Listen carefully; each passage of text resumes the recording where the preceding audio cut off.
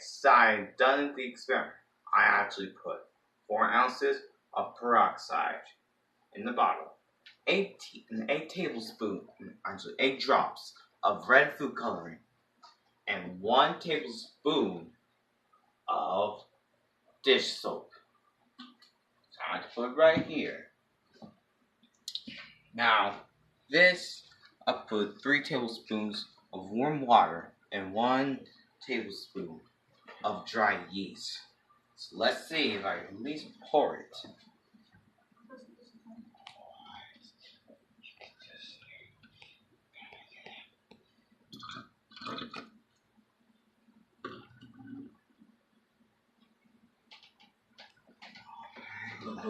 Whoa.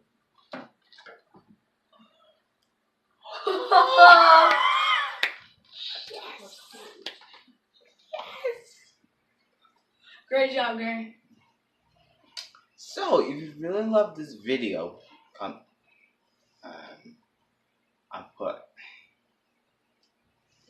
okay, so that's the video.